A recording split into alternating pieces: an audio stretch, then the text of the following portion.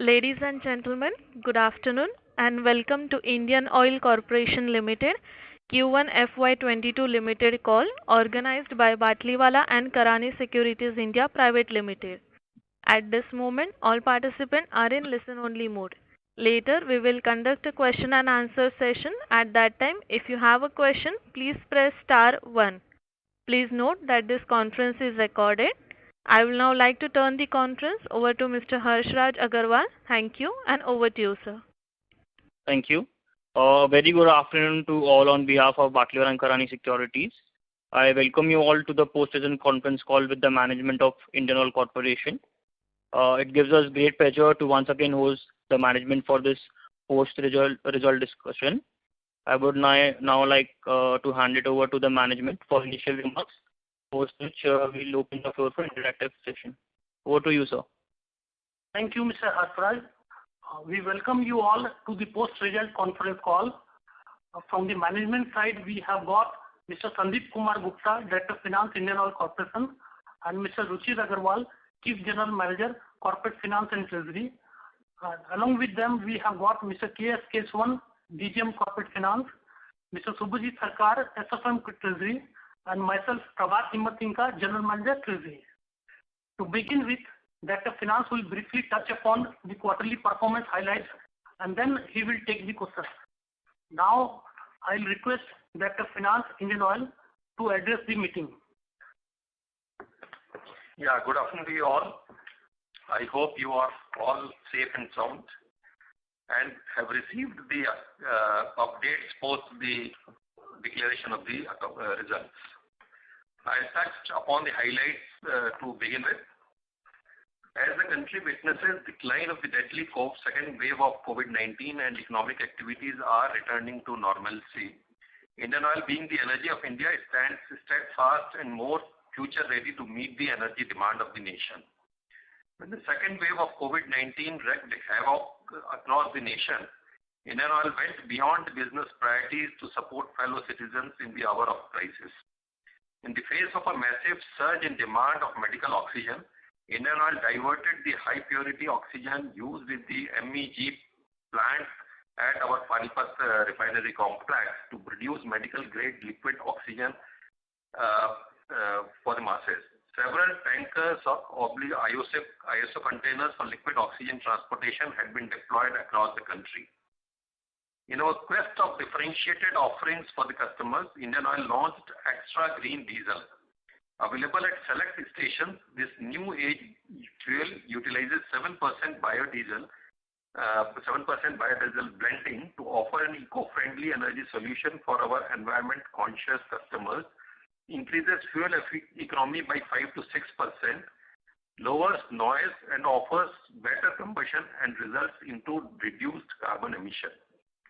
Our customer-oriented platter of product innovations in the recent past is starting from rollout of India's first 100-octane petrol XP100, launch of XP95 to reach out for the crucial mid-premium segment, 100% conversion of Leh, Ladakh and Kargil areas to BS6 winter-grade fuel and extending this even for the defense forces, LPG innovations such as relaunch of Chotu, Indian Extra Stage with better fuel efficiency, newly introduced rust-free composite LPG cylinders which add to the aesthetic appeal of the kitchens, to the digital initiatives like LPG booking through Alexa and Missed Call. These all efforts evince Indian Oil's commitment towards offering higher customer delight.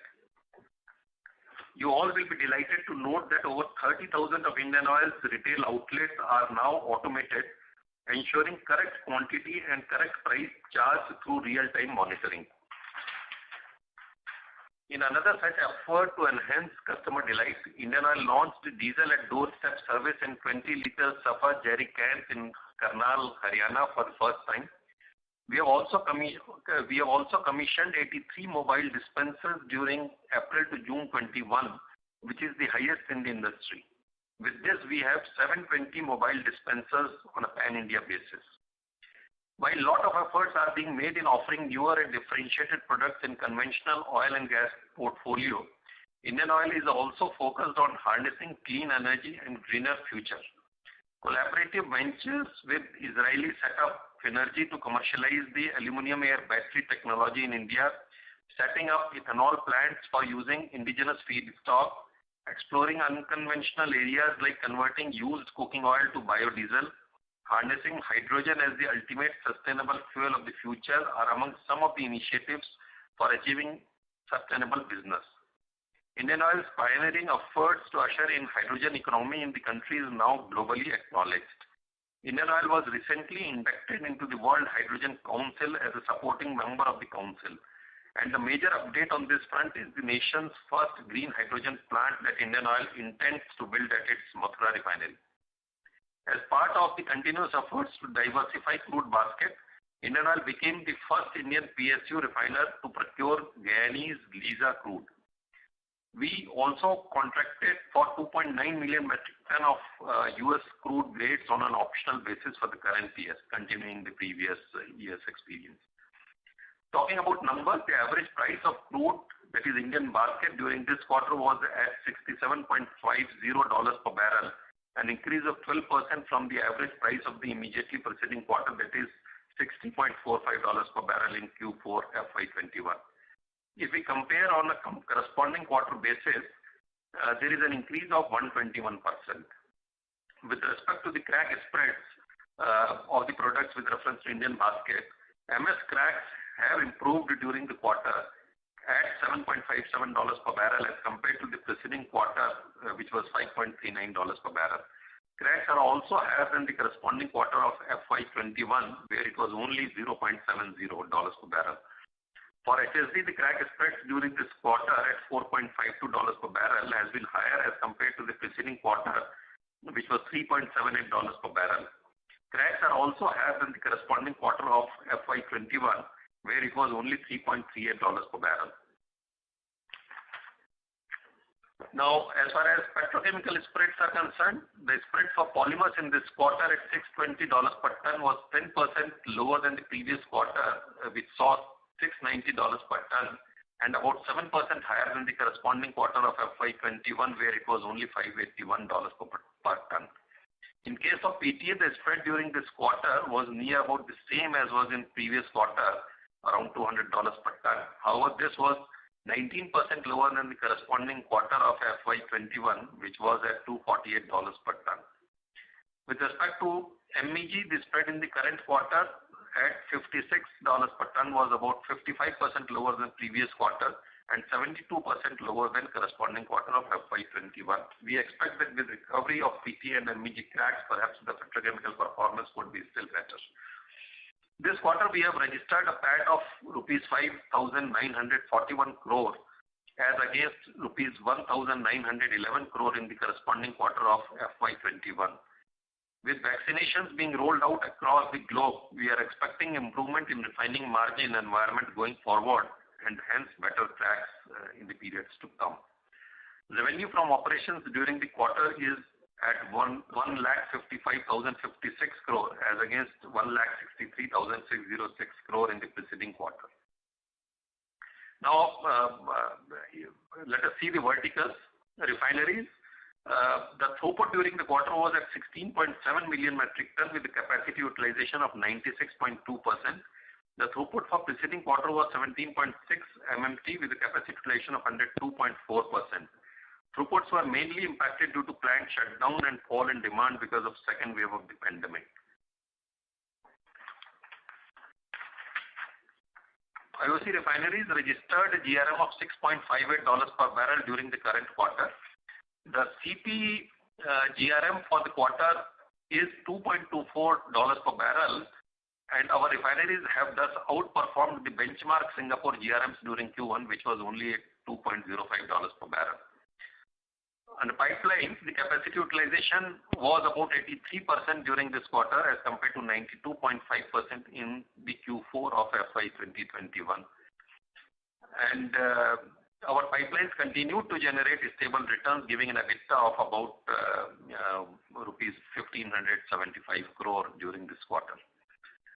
On the marketing, the sales were 18.82 million metric ton during this quarter as compared to 20.82 million metric ton in the preceding quarter. and petroleum sales during the corresponding quarter of FY21 was at 15.48 million metric tons. The marketing EBITDA for this quarter stood at rupees 5,425 crores as against rupees 3,443 crores during the previous quarter. And petrochemicals, the business reported an EBITDA of rupees 1989 crore as against rupees 2248 crore in the previous quarter, which was mainly because of a very healthy polymer cracks. The borrowings as on 30th of June 21 stood at rupees 85,720 crore as against rupees 94,413 crore as on 31st of March 21.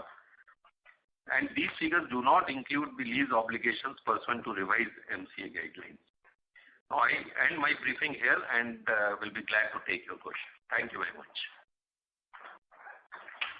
Certainly. Give me a few seconds.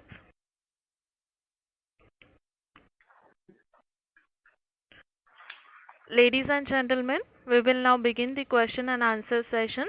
If you have a question, please press star 1 on your phone and await your turn to ask the question when guided by me.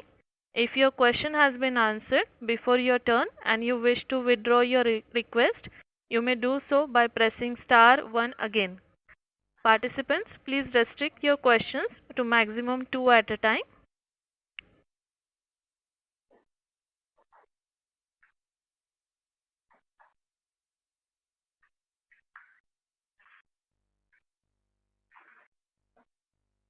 We have first question from the line of Mr. Kirtan Mehta from Bank of Baroda. You can go ahead.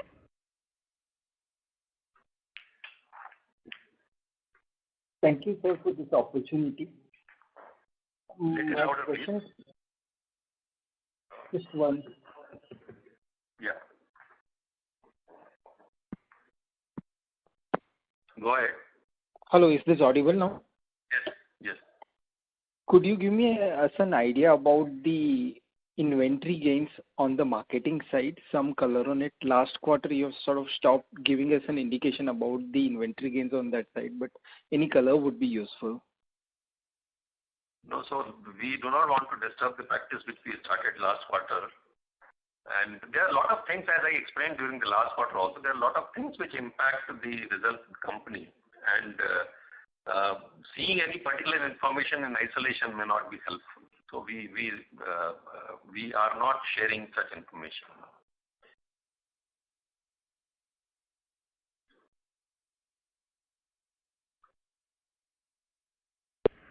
Mr. Mehta? Completion. Yes, ma'am. Yeah, you Are can you go able to ahead. hear? Yes. I was asking about the project progress and particularly the projects which are due for commissioning this year. Is there any impact due to the sort of the wave 2 that we have noticed? No, you must be aware that we exceeded our capex target for last year, and so that means all our projects were running perfectly okay. Maybe a minor slip somewhere, but there is nothing worth mentioning. And this year also we are committed to meet our capex target. So no apprehension on that side. Fine, sir. I'll come back in the queue. Thank you. Sure. Thank you, Mr. Mehta. We have next question from the line of Mr. Vardarajan Shivshankar from Antique Stocks Broking. Please go ahead. Thank you, sir, for giving me this opportunity. I just wanted to clarify this $2.24, the GRM which you are referring to, is that comparable to Singapore number which you used to give earlier, isn't it? Adjusted for the time difference? So when you say it is comparable to Singapore margin, it is on the same basis. That means it is the current price GRM. In their system, it is always a current price GRM only. It's a theoretical GRM, Singapore margins. Whereas in our case, we strip off the inventory gains and the price lag impact to make it current price GRM. However, there is a change, there is a difference in the yield. So there is some yield which is theoretically considered in Singapore benchmark to margin workings. Whereas in our case, it is the actual yield. So those are the only differences. Understood, sir. Secondly, on this new energy initiatives, would you be able to give some kind of a capex outlook over the next I couldn't get you. years? Which initiatives? All the new energy initiatives, clean energy initiatives, your hydrogen, your battery, all these corporations, any capex numbers which are available? Capex numbers?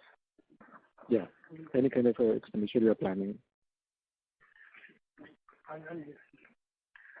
We are coming up with 2 ethanol plants, you must be aware. That is, I think, 700 crores each, that is prepared at Panipat 2G and 3G. Other than this, CBG, you must be aware of CBG, compressed biogas, that 5,000 plants are being commissioned by Government of India, against which Indian Oil has already, these are not directly being done by Indian Oil. However, we have tie-up agreements with them.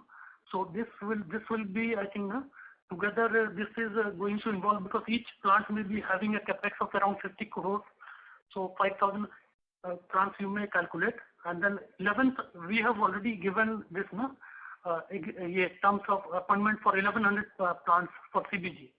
Other than this, we have got EV stations we have already created in our 257 EV stations have already been created at our retail outlets. And further, we have plans of 1,800 EV stations, EV charging stations at our IOC retail outlets. So, Varatharajan, actually all these investments in these areas, they are far in front of what capex we are used to do. So that is why we do not pay much attention to the capex in these things.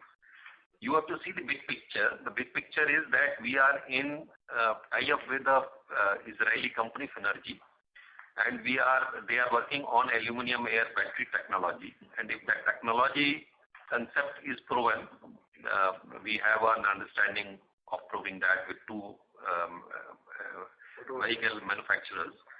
And if that is successful, then we have already registered a company in India for manufacturing the aluminum air battery. So that is the big picture. If that happens, we will perhaps be the leader in the technology in this area. Yeah, sorry. Yeah, please ask. Sorry, go ahead, please go ahead. And similarly, in other areas also, we are seeing the transition, and we are trying to make a pitch so that because with the transition, if there is any impact on the fuel sale, then we can make up that loss through these new energies. And in hydrogen also, we are working on a lot of methods of hydrogen generation. On pilot basis, our CNG plant at Rajghat is proven now, and now double savings also are in public domain now. And we are also trying to run some vehicles on hydrogen generated at our Gujarat refinery, and buses will run to Statue of Unity and Sabarmati Ashram from Vadodara refinery. Similarly, we are also planning to run buses from Delhi to Agra. So these initiatives we are taking, and now with our membership in the Hydrogen World Council, we will further strengthen our initiatives in this direction. That's fine, sir. Thanks, sir. Just one small thing on this Mathura hydrogen plant. Any insight as to what is the size and any kind of end use you are currently planning, or it's more like currently in the plan stage?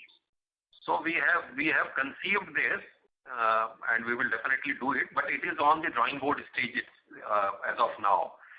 We have windmill power elsewhere in the country, which we will sort of wheel back to Mathura refinery and generate green hydrogen from Mathura refinery. But the capex and the capacity, etc., is still being worked out. Fair enough, sir. Thanks, sir. I'll try back. Thank you, Mr. Varatharajan. Before taking the next question from the line of Mr. Prabal Sen, participants are requested to press *1 and get in the queue. We have question from Mr. Prabal Sen, which is from Centrum Broking. Please go ahead. Thank you very much. Am I audible, sir? Yeah. Yeah. So just wanted to, you mentioned about the fact that FY22 no delays are envisaged in any of the projects. I just wanted, if you can just briefly reiterate the major projects that are being held and the capex guidance for this year, sir. Yeah, Prabhat. And Prabhat Singha, I'll just tell you major capex. There's one to start with. There's a pipeline project, Paradip Hyderabad pipeline, which is under completion. Almost 95% is completed during this year. Then there is a Koyali Ahmedabad Solapur pipeline, which is under progress, and almost 87 to 90% is done. And then there is the extension of Paradip Haldia Durgapur pipeline, LPG pipeline, from to Patna and Muzaffarpur. This is also 90% completed. Then ethylene glycol project, MEG project, that is at Paradip, is also 90% completed. And then we have got Ennore, Bangalore, Pondicherry, Madurai, Tuticorin LNG pipeline, which is under 87% to 90% completed. So these are the major projects that will come up during this year. Other than this, we have got a number of small projects which are undergoing, and that details can be shared separately. Sure. And what's the overall capex that is planned for this year, sir? This year capex plan is around 28,500 crores. 28,500. And can I know how much of marketing outlets and infrastructure is part of this, sir? Marketing total around is 6,600 crores. And if you want other projects, maybe refinery 5,000 crores, pipeline again 5,000 crores, and petchem is 2,500 crores, and balance maybe some amount in JV. We have got in joint ventures maybe, and some gas infrastructure maybe 1,100 crores around. Got it. So the major thing which is expected in this fiscal is basically the pipeline, the natural gas pipeline in the southern India, which is slated to be commissioned by February 22. So that will be a big ticket thing. And second is the MEG unit at Paradip Refinery, which will get commissioned this year. Got it. And sir, one last question, if I may. What sort of, post the gradual reopening that we have seen in most major cities from July onwards or June onwards, what sort of fuel consumption levels are we seeing in the current quarter, in July and August? Any sense you can give us in terms of as a percentage of pre-COVID levels or whatever is comfortable? So for July, the MS consumption as compared to July 19 has seen a growth of 3.5%. Okay. As compared to July 19. Got it. Okay, but then diesel continues to be a cause of worry where the degrowth is 11%. So diesel sales are still short of July 19 levels. Okay. And same is the case with ATF where the levels are at minus 53%. LPG has seen a robust growth of 7.5% with respect to July 19. So with the opening of economy, we believe that ATF and diesel should also recover handsomely.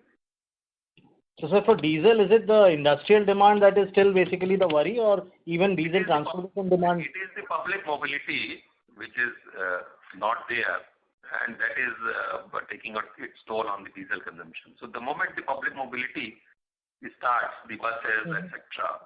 Right. So, and definitely there can be a small impact because of industries also, but then I think industrial is more or less okay.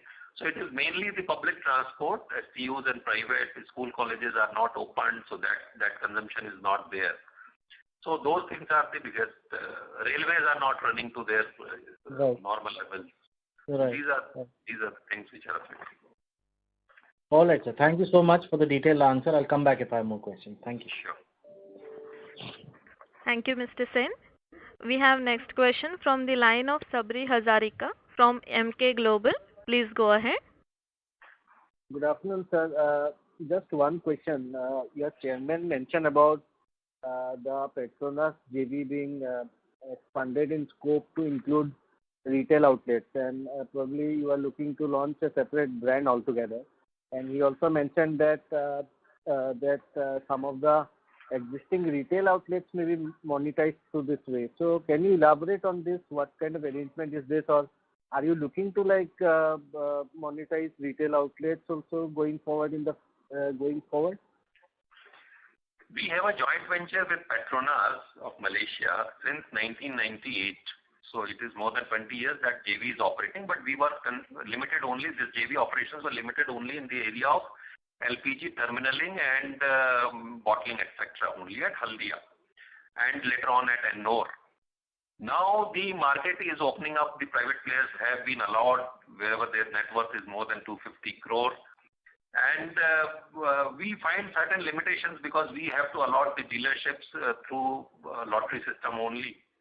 You are also aware of the wayside amenity facilities coming up in the national highways where we need to engage somebody whom we cannot perhaps allot through lottery, being a public sector. So we have decided along with Petronas that we will expand the operations of this joint venture with them at in the name of IPPL. We will expand their horizon to fuel retailing also. And this encompasses the whole lot of opportunities. It could be new areas, identification of new areas and setting up of retail outlets by that company, or it could be wayside amenities, etc. Or it could also be sale of certain existing retail outlets to them, which is akin to monetization. So all options are open to us, and we are detailing on these aspects. It will be somewhat similar to what Reliance and British Petroleum has done regarding their JV. I do not know what they have done. Okay. Okay, sir. Thank you so much. Yeah. Thank you, Mr. Hazarika. We have next question from the line of Mr. S. Ramesh from Nirmal Bang Securities. Please go ahead. Good afternoon. Thank you very much. So, can you give us your thoughts on the current spreads in refining and the petrochemical spreads? So petrochemical in the refining sector first, the MS cracks are now at a decent level of about $7 per barrel. But the HSD cracks are still impacted and are low at about $4 to $4.5 per barrel only. Now, MS consumption is back to normal levels, and that is why the cracks have improved of late. And diesel crack is still impacted. That is why the diesel cracks are low. We hope that with vaccination happening world over and opening up of economy, once people realize that post-vaccination, perhaps the impact of any such infection is not that severe, we believe that these consumptions would go up and the cracks will also correct sharply. So they should move up. And in petrochemical also, we saw weaker cracks as compared to the last quarter, and we expect that petrochemical cracks should also improve, especially in fact all the areas. Polymers were lower in this quarter, PTA was lower, and MEG was also lower. So we expect these cracks should also recover. So as a follow-up, what is the current status of the polypropylene utilization in Panipat? We were planning to import propylene and do that. So what is the status now? So that did not materialize because that was not found to be viable. So our capacity utilization is still something which we are working upon. It is low at about 60%. It is still low. That plan did not materialize. So we are working on various means how to improve that capacity utilization. Thank you very much. Thank you, Mr. Ramesh. Before taking next questions, participants are requested to press star 1 and get in the queue. We have next question from the line of Mr. Nitin Tiwari from Yes Securities. Please go ahead. Hi, sir. Good afternoon. Thanks for giving me the opportunity. So my first question is related to the inventory levels that we have for crude and refined fuel. So what are the number of days of inventory that you are holding in first quarter, and how does that compare with the average number of days we usually hold? We roughly at any given point in time hold about 16 million ton of inventory, which consists of about 50% crude, 50% product and intermediate. and you can calculate the number of days based on that. Right. So that was, so we were maintaining our average level in this quarter as well. Right. And second question is regarding, sir, the fuel swapping arrangement that we have with other oil marketing companies. So of the entire fuel sales that we have in any given quarter, how much of that would roughly be swapped with other companies?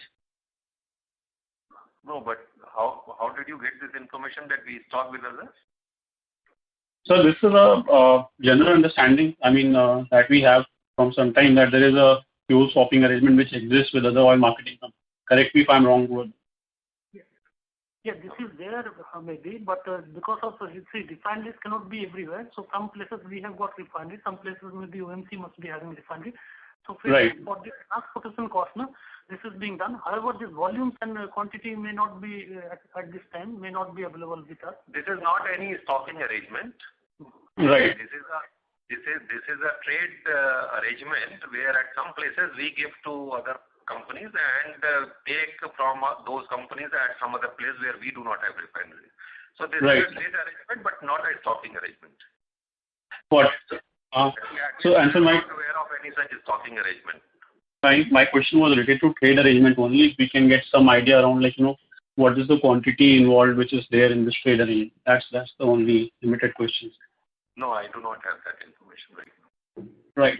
So secondly, my second question is a more broader question in terms of the outlook for petroleum products. As you usually mentioned at the beginning of the call that you've taken a number of measures in terms of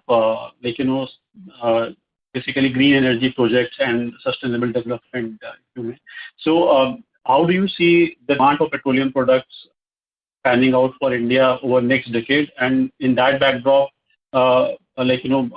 would you believe that refinery expansion projects and investing in refinery expansions make sense? Because there's a wider perspective that maybe the petroleum demand is sort of reaching a peak, and there's a lot of conversation around penetration of EV and green fuels like ethanol and biodiesel and all that. So if you can give us some perspective as the market leader, industry leader, that what are your thought process?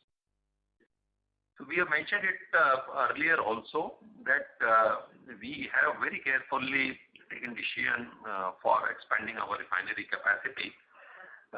We have estimates from various agencies and we have our own estimate which says that MS as well as HSD growth is going to be there for at least a decade at a level of about 5 to 6% or 4 to 5%. So these demands are going to go up for foreseeable future, and transition though will happen, but it will not assume that scale or will not happen that soon, which will sort of render any of our project as unviable or uneconomical. So because the absolute energy demand of the country in the wake of the growth which we are anticipating is going up, so the consumption of fuel products will also grow. Their growth speed may perhaps slow down a little bit, maybe after a decade or so. But as of now, we do not have any apprehension. Right, sir. Thank you for answering my question, sir. I'll get back in with you. Thank you, Mr. Tiwari. We have next question from the line of Mr. Manikanta Gare from Axis Capital. Please go ahead.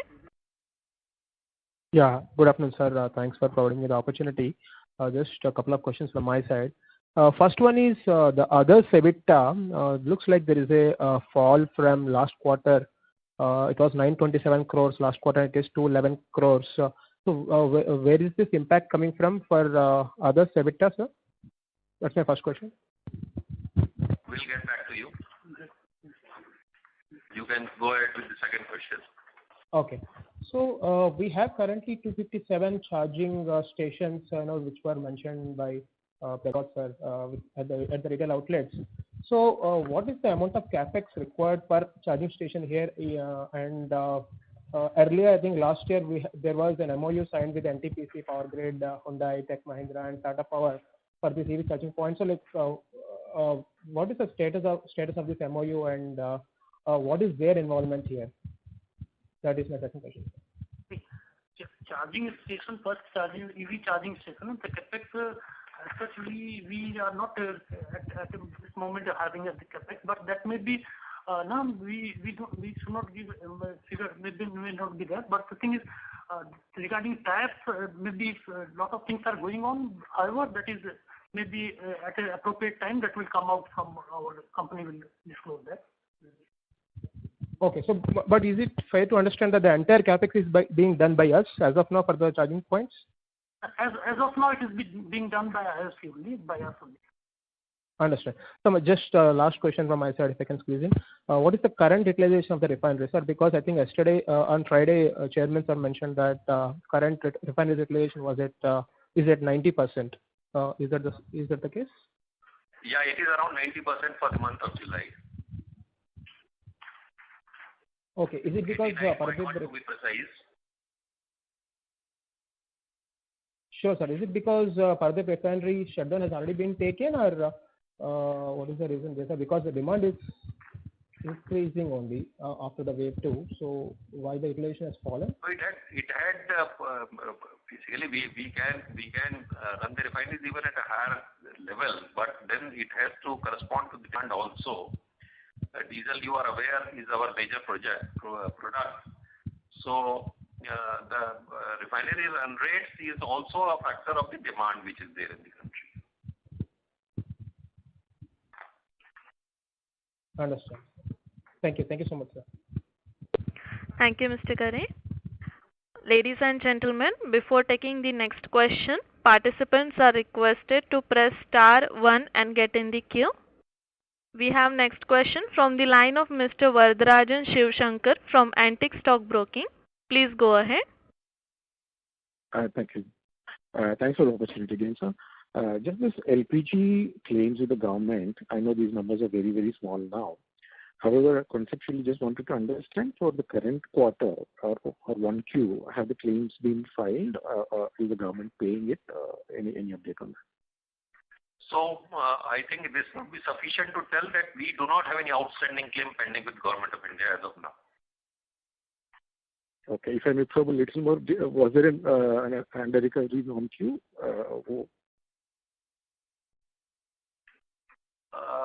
I'm not giving that detail, but you can take that as of 30th of June, there is no amount which is outstanding from Government of India due to these monthly claims. Fair enough, sir. Thank you. Thank you, sir. We have next question from the line of Mr. Vidyadhar Dhende from ICICI Securities. Please go ahead. Thank you. My first question is on what is your cost of your crude in June, whatever is your crude inventory in June, and what is the rough cost?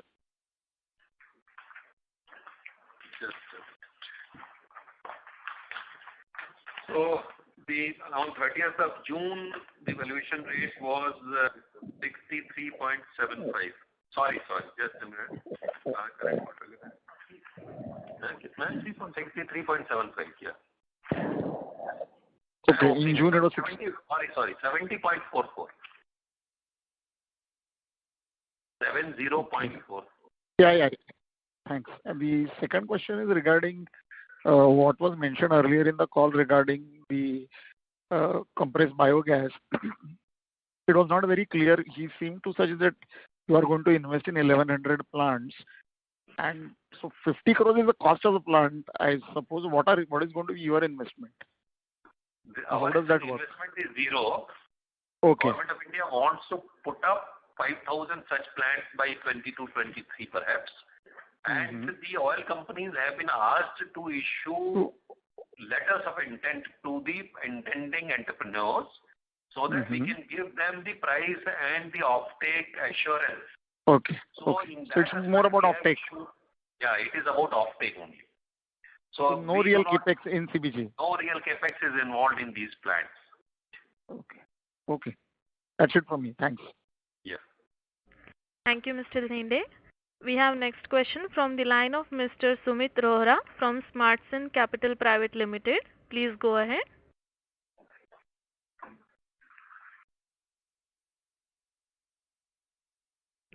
Mr. Rohra?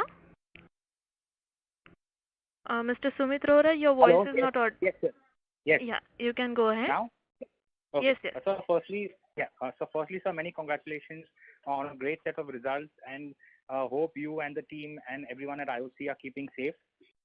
Sir, now I have a couple of things which I wanted to ask you. So, sir, firstly, our marketing EBITDA has been very healthy at about 5,400 crores. So, sir, just to understand, give or take 5% here or there, can we expect that, we are on course now to do about a 20,000 crore EBITDA in terms of marketing? So secondly, I wanted to ask you on this, which you spoke very briefly about, was the Indian Oil Petronas JV on the fuel detailing part. So today, Indian Oil has about 32,000 outlets, and there is one company already which has done some deal with a foreign company, and that valued at about 10 crores per outlet. So even if you assume at about 5-6 crore rupees an outlet, so sir, our fuel detailing business would be something like 2 lakh crore, which would be 2 times the market cap today what we are. So if you can, sir, just highlight and make us understand that, our business is very valuable in terms of, all the verticals we have, whether it's refining, pipeline, but the fuel detailing is I think the most prized possession in our crown. So if you can just help understand a bit on this venture, and can we unlock some value from this, sir? Yeah. So first was what? So the first part was the marketing EBITDA. Marketing EBITDA. So I believe that we can have some upside going forward on the marketing EBITDA side. This is slightly higher than perhaps the last quarter, because there were certain year-end provisions which were there on the marketing side in Q4. But going forward, these levels are definitely normal, and I see some upside in these levels also. As far as the IPPL joint venture announcement is there, as I explained in response to an earlier query, we have all options open.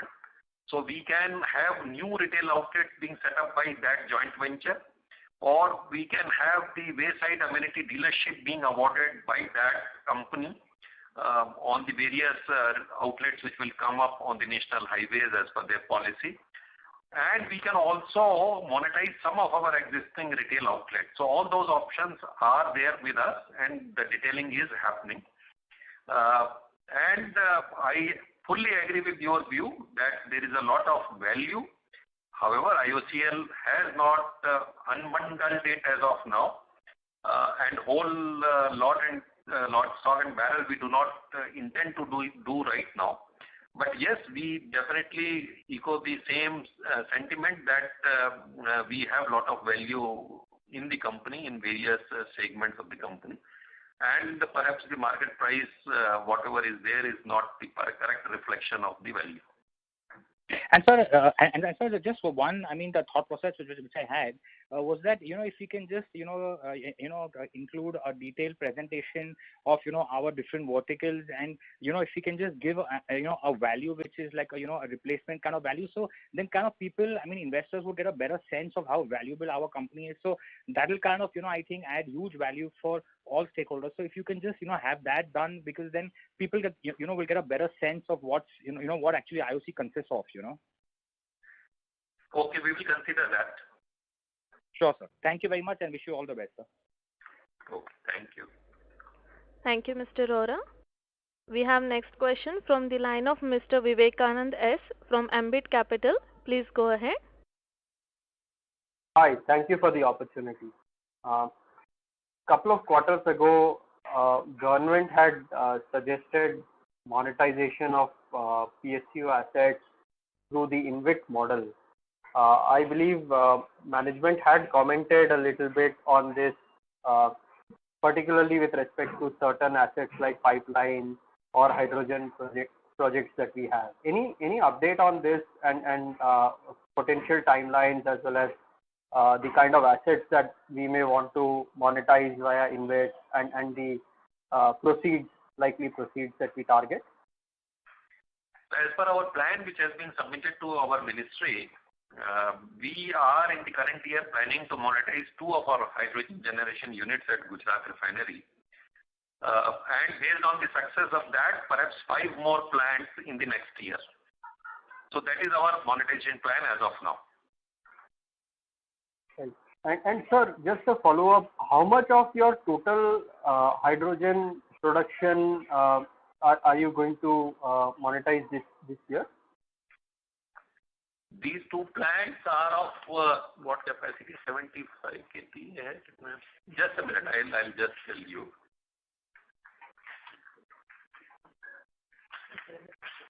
We will share with you separately. Okay. Okay. Thank you. Thank you, Mr. Vivekanand. We have next question from the line of Mr. Iqbal Khan from Edelweiss AMC. Please go. Yeah, hi. Thank you for providing me this opportunity. Sir, one simple question I have. We have the operational highlights wherein you have mentioned the capacity utilization at 96%, the refinery utilization. However, if you remember, in the last quarter you had mentioned the refinery utilization for the month of April was 96, and followed by May it was 84. So does that mean that the refinery utilization in June has gone more than 100%? Or, I mean, is my understanding correct on this, or the operational highlight number which you have mentioned, 96% utilization during this quarter, is that right or wrong? So this is my question for this. It is right. So you mean in June the utilization level went above 100%? I do not have a number for June as of now. Okay. But the 96.2% is correct. Okay, fine, sir. Yeah, that's the question from my end. Thank you. Thank you, Mr. Khan. We have next question from the line of Mr. Shivam Bajaj as an individual investor. Please go ahead. Hello. Yes. Am I audible? Yes. Yeah, hi. Good afternoon, sir. Good afternoon, everyone. First of all, I'm proud to associate with IOCL. I've recently added IOCL into my portfolio. I have few suggestions in this call and a few questions also. So I'll proceed with the questions. Questions first. Sir, do we have any monetization model on the EV charging stations on the per charge basis? No, we have not put up many EV charging stations. So where is the question of monetizing them as of now? Not as of now, but in the near future, can we consider that as well? So we will see that in future. I can't say right now. Okay. And sir, also as one of my suggestions, can the IOCL also have its EV financing business also, because the EVs are coming at a costlier price. So for affordability, we can also have a financing business for EV in the near future if this can be taken as a suggestion. We do not have such plans. Okay. Also, one of my suggestions goes for the Indian business. I can see that there are certain problems while linking the LPG ID in the Indian Oil app. So if that can be taken online and the Aadhaar updation of the ID can be taken online, it will be much seamless. You can send your suggestion to our team. We will explore it. Okay. All right. Thank you so much, sir. Thank you, Mr. Bajaj. We have last question from the line of Mr. Kishan Mundra from Antique Stock Broking. Please go ahead. Yeah. Hi, sir. Just one question from my end. Is it possible for you to give the CapEx guidance for next 2 years as well, FY 23-24 as well? It will be, now current year 28,500 is the target, and we expect that in the future years also it will be of the same order. So something around 30,000 crore. Understood. That's fine. Thank you. Thank you, Mr. Mundra. Now I would like to hand over the floor to Mr. Harshraj Agarwal. Please go ahead, sir. I would like to thank the management and everyone for taking time to attend the call. Thank you, everyone. Thank you. From the management side of Indian Oil, we'll thank everyone, all the analysts, all the investors. Thank you, everyone. Yeah. Thank you, Batliwala and Mr. Harshraj. Thank you. Thank you, ladies and gentlemen. This concludes your conference call for today. We thank you for your participation and for using iJunction conference service. You may disconnect your lines now and have a great day ahead. Thank you.